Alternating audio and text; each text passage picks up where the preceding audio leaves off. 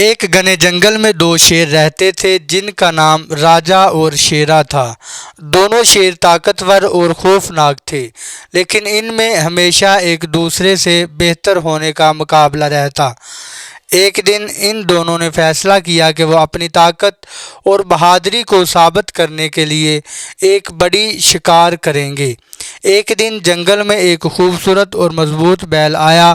اس بیل کا نام ببلو تھا۔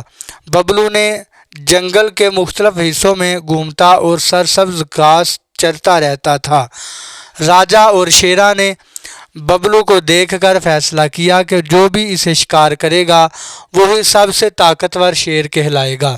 راجا اور شیرا دونوں ببلو کے قریب پہنچے اور اس پر حملہ کرنے کی تیاری کرنے لگے۔ ببلو نے دیکھا کہ دونوں شیر اس کی طرف بڑھ رہے ہیں تو وہ سمجھ گیا کہ اسے اپنی جان بچانے کے لیے کچھ کرنا ہوگا۔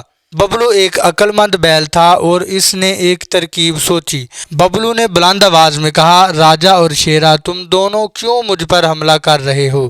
اگر تم واقعی طاقتور ہو تو پہلے ایک دوسرے کو شکست دو اور پھر دیکھو کہ کون مجھ پر حملہ کرتا ہے۔ راجا اور شیرا نے ایک دوسرے کی طرف دیکھا اور سوچ میں پڑ گئے۔ دونوں نے فیصلہ کیا کہ ببلو کی بات مان کر ایک دوسرے سے لڑیں گے تاکہ یہ ثابت ہو سکے کہ کون زیادہ طاقتور ہے۔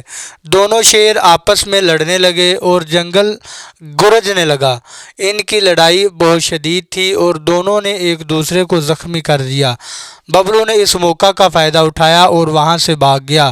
اس نے جنگل کے دوسرے حصے میں جا کر پناہ لی جہاں وہ محفوظ تھا۔ جب راجا اور شیرا نے دیکھا کہ ببلو بھاگ گیا ہے تو انہوں نے لڑنا بند کر دیا۔ دونوں شیر زخمی اور تھکے ہوئے تھے اور انہیں احساس ہوا کہ ان کی آپس کی لڑائی نے انہیں کچھ نہیں دیا۔ راجا اور شیرا نے اپنے بے وقوفی کا احساس کیا اور فیصلہ کیا کہ آئندہ وہ آپس میں مقابلہ کرنے کے بجائے مل کر شکار کریں گے۔ اس طرح دونوں نے مل کر شکار کرنا شروع کیا اور جنگل میں امن و امان قائم ہو گیا۔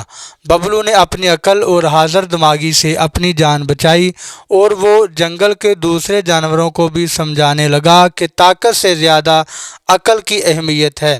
اس کی کہانی جنگل میں مشہور ہو گئی اور سب جانور ببلو کی عقل مندی کی تعریف کرنے لگے، اور اس طرح راجا اور شیرا نے اپنی دشمنی ختم کر کے دوستی قائم کر لی، اور ببلو کی حکمت عملی نے جنگل کے تمام جانوروں کو ایک قیمتی سبق دیا کہ عقل اور اتفاق سے ہر مشکل کا سامنا کیا جا سکتا ہے۔